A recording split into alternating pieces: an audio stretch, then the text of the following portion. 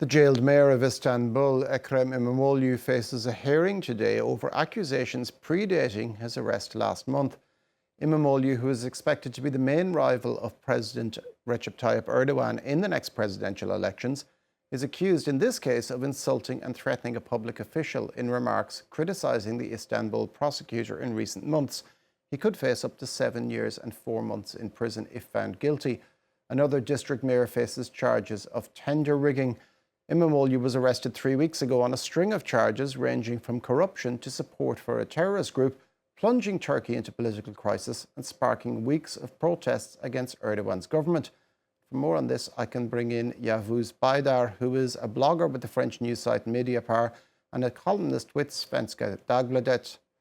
Good morning, Yavuz, and thank you for joining us. This is Ekrem Imamoglu's first hearing, albeit on separate charges for those he's detained for. Could this case alone be worrying enough for him? Yes, I think all these cases, there are two other major cases. This is sort of a minor case. This is the first hearing that we will be witnessing today. All of them are very serious because that's the fact is that all of these cases have a political nature rather than legal nature, because thereby by putting the mayor of Istanbul into jail, President Erdogan intends to get out one of the most serious political contenders in the upcoming elections in 3 years. So it should be seen as a very serious case. Now, the opposition CHP has accused the Turkish government of a coup against who they call the country's next president by arresting Imamoglu. Is there any chance of the government actually losing its case in court? It's minimal, if any, of those possibilities. The judiciary for a long time is subordinated to the political executive in Turkey. Separation of powers nearly collapsed totally for about 8 years now, since 2017, when Turkey changed the regime and sort of shifted into a one-man rule.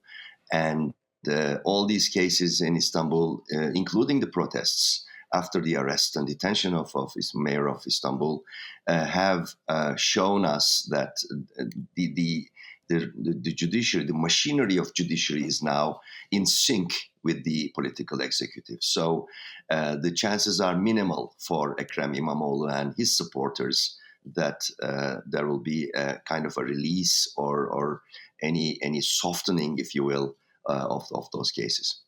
Now, if Imamoglu is ruled out of future elections, what options do the opposition have?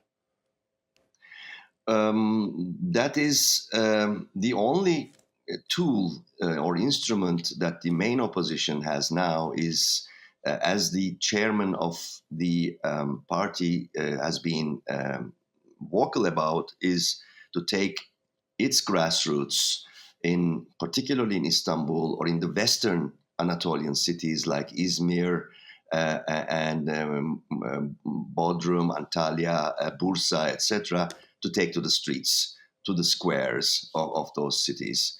And now it seems that every week there will be at least one such big rally in one of those cities or one of those districts of Istanbul. And now I think it's the public areas that will be more vocal or visible about the protests. Other than that, the minority that main opposition has in parliament is insignificant in the context. And I think what we see is going to be a long uphill battle for the main opposition.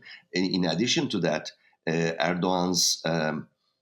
President Erdogan's drive, the political move to drive a wedge between the other opposition party, the pro-Kurdish Dem party, seems to work quite successfully by offering a carrot to the pro-Kurdish party Dem in terms of improving the conditions of the jailed PKK leader Abdullah Öcalan.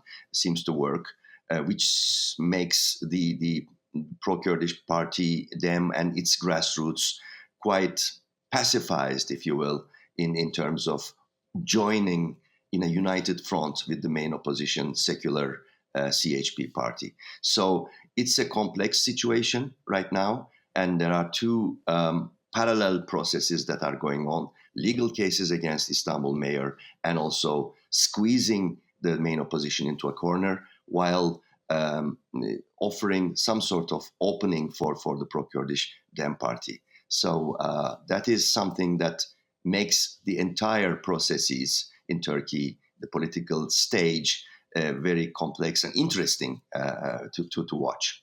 And this is clearly not the first authoritarian move by Recep Tayyip Erdogan's government, but it's clearly an escalation given it targets such a high-profile opposition figure.